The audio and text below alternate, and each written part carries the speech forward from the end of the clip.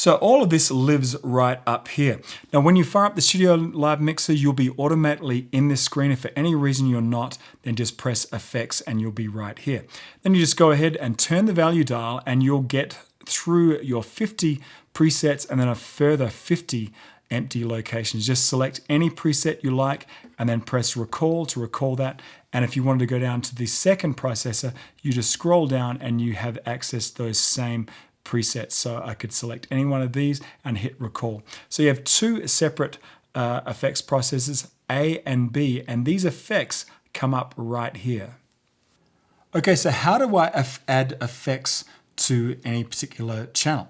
Simply press the mix button and all the blue knobs become effect sends for each of the channels. So for example, let me just turn that back off. I've got a kick and a snare drum coming in through channels 1 and 2 through Firewire. So if we select mix over here on effects A, then we can add some of effects A, which in this case I brought up a large hall, on the kick drum. Listen.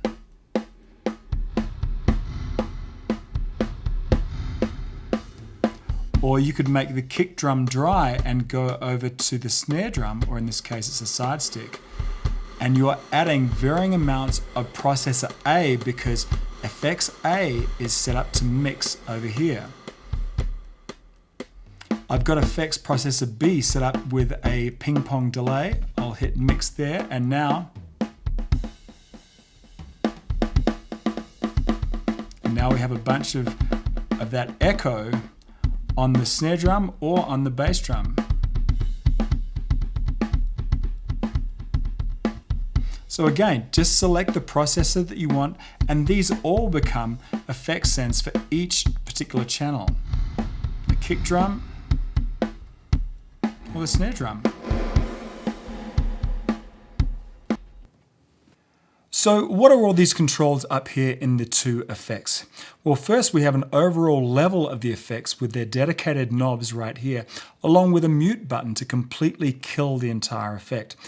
Now, the post button is normally lit, which means that all the effect sends go into the effect after or post the fader. So how does this play out? Let's bring up our kick drum again, and with the mix on effects A, we know that this is sending that kick drum out to that effects A.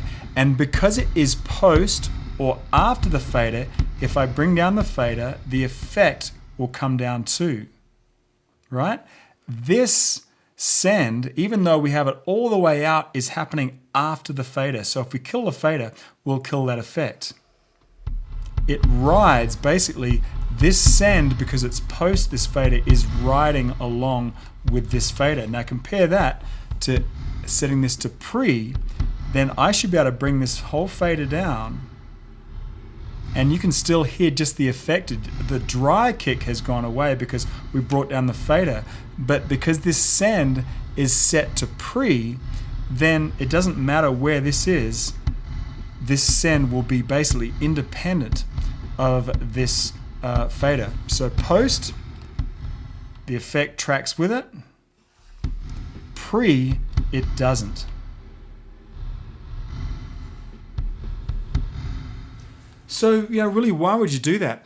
Maybe you just want, like a really cool effect that stays while you pull the faders down. The truth is, it's really not that useful in this situation, though it's much more useful when we get into the aux sends in a moment, specifically when you're using an aux send for doing monitor mixing in a live scenario. Actually, before we leave the two effects processors over here, look at what else you get. Press select, and guess what? You have another complete fat channel for just this effect. You could gate, compress, limit, and EQ the effects just like you would any other channel.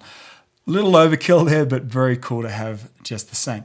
So have you noticed that basically the aux sends are almost identical to the effects sends? We have up to 10 aux sends here on the StudioLive mixes, 6 on the 1642 and 4 on the 1602.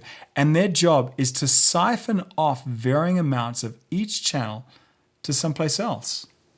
So where would that somewhere else be? Perhaps an external effects processor, or in a live situation, it could be a monitor mix. That's be a very typical situation.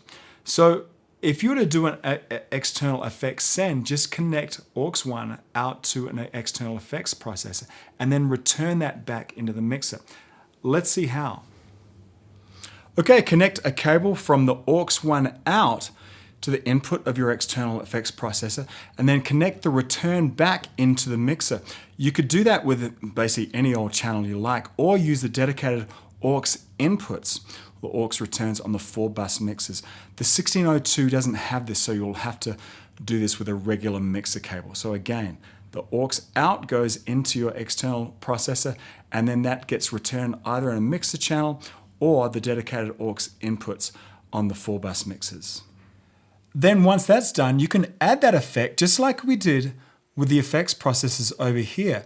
Just like we did with the effects processors when we press mix, go over to aux 1, press mix, and these become aux sends out to aux send 1, which goes out to your external processors. So for example, on channel 1, you could have a lot sending out to that external effect device. On channel 2, maybe a medium amount, and channel 3 just a little bit, and then a lot on channel 4. You get kind of the idea there. Now, if you're using the 4-bus mixers, you can use the aux returns dedicated right here. You can return them right here. If you're using the 1602 mix, then you'd have to return them using the standard mixer channels.